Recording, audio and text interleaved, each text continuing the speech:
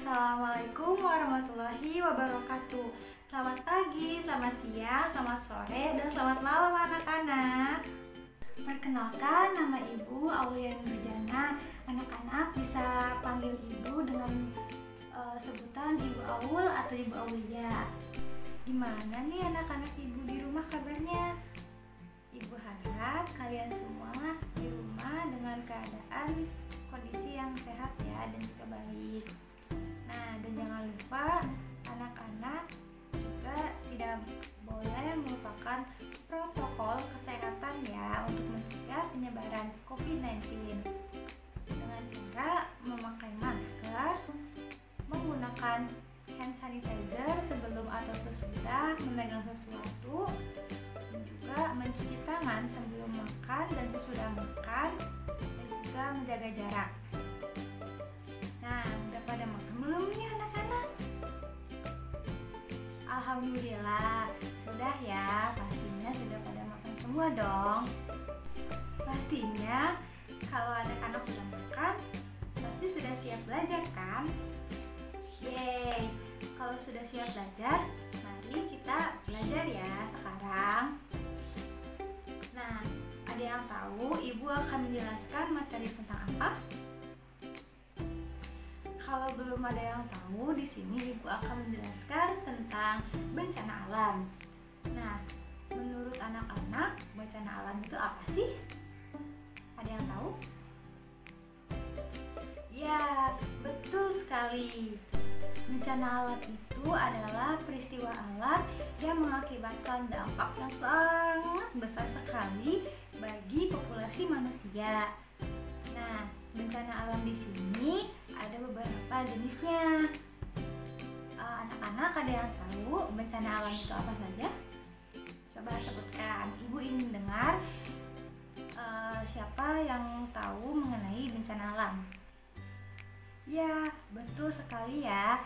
Jadi bencana alam itu ada banjir, ada gempa bumi, ada tanah longsor, ada angin puting beliung, ada apa lagi?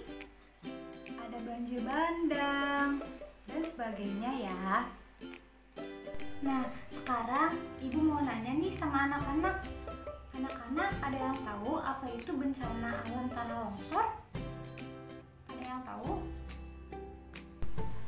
Baik, di sini Ibu akan menjelaskan tentang pengertian longsor atau gerakan tanah, yaitu peristiwa geologi yang terjadi karena pergerakan massa batuan atau tanah dengan berbagai jenisnya, seperti jatuhnya gumpalan tanah yang besar atau juga bebatuan.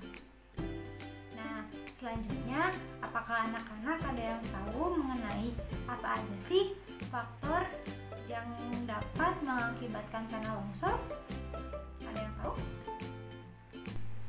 Betul sekali anak-anak Ibu, sudah pada pintar-pintar nih kayaknya. Baik, sekarang Ibu akan menjelaskan tentang apa aja sih faktor atau penyebab terjadinya tanah longsor ya.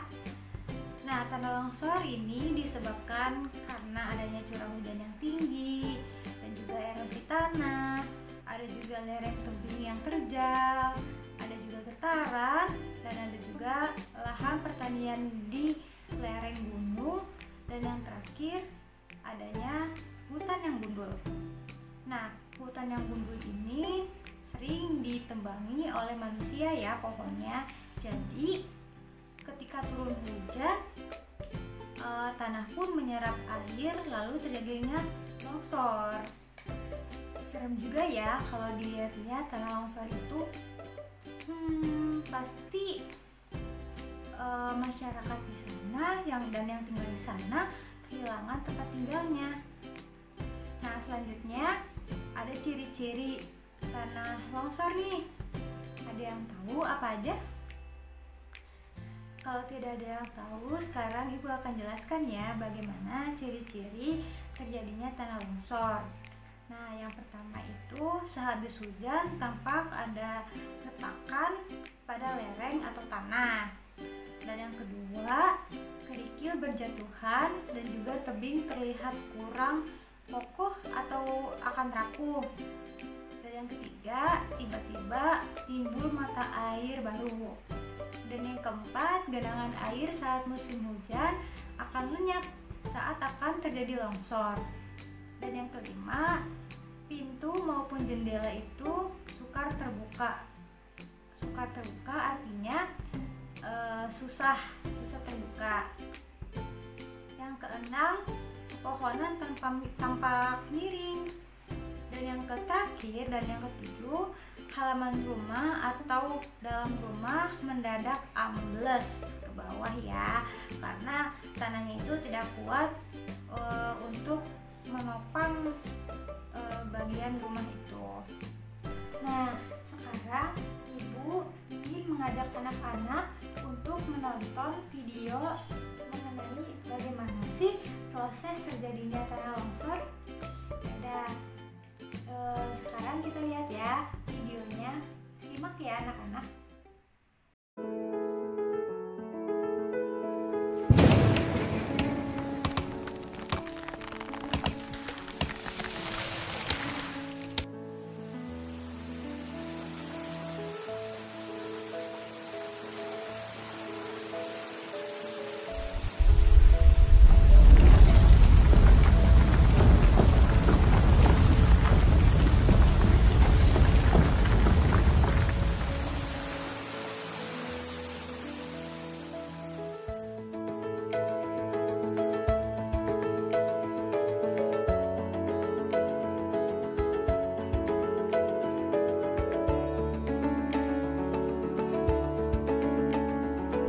Setelah anak-anak menonton video tadi, pasti warga-warga di sana akan mengungsi ke tempat yang lebih aman, dan kita juga bisa membantu mereka ya, seperti mengirimkan pakaian, makanan, ataupun sebagainya yang dapat membantu mereka.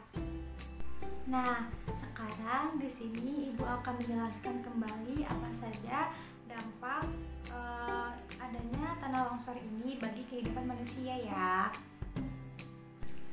Nah, dampak yang pertama ini adalah banyaknya korban jiwa. Jika tanah longsor terjadi pada malam hari dan orang-orang sedang tidur, maka orang-orang juga tidak tahu kan kapan terjadinya tanah longsor itu, sehingga banyak korban yang sedang tidur tidak sempat untuk melarikan diri atau menyelamatkan diri dan keluar dari rumah, sehingga akhirnya orang itu tertimbun oleh reruntuhan tanah atau juga bebatuan. Dampak yang kedua adalah rusaknya infrastruktur bangunan. Dan yang ketiga, banyak masyarakat yang kehilangan tempat tinggalnya. Karena itu, tanah longsor akan menimbun rumah-rumah warga yang berada di sekitar lereng pegunungan itu. Dan yang keempat, itu ada terputusnya jalur transportasi. Terputusnya jalan transportasi ini seperti menghubungkan desa ke desa seperti itu. Dan yang kelima, perekonomian tersendat. Perekonomian tersendat maksudnya kan banyak di daerah pegunungan itu bekerja sebagai petani. Nah, karena sawah itu kan tertimbun oleh tanah atau bebatuan, sehingga petani tidak bisa melakukan pekerjaannya sebagai seorang petani. Dan yang keenam, rusaknya lingkungan sekitar. Pasti ya, itu lingkungan sekitar pasti akan rusak karena tanaman ataupun taman-taman di sekitar lingkungan itu rusak karena tertimbun tanah longsor. Dan yang terakhir, keselamatan masyarakat semakin terancam.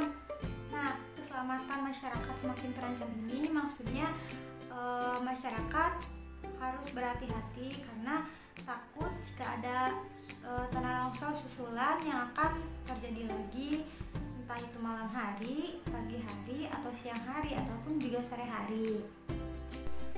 Selanjutnya, adapun upaya yang bisa kita lakukan untuk mencegah terjadinya tanah longsor ini. Yang pertama itu adalah jangan membuat kolam atau sawah di atas lereng. Dan yang kedua, tidak mendirikan rumah di bawah lereng gunung. Dan yang ketiga, jangan menebang pohon secara liar. Dan yang keempat, melakukan reboisasi atau penanaman kembali pohon-pohon agar bumi kita semakin hijau dan juga tidak terjadi tanah longsor. Dan yang kelima, tidak mendirikan bangunan di sekitar sungai.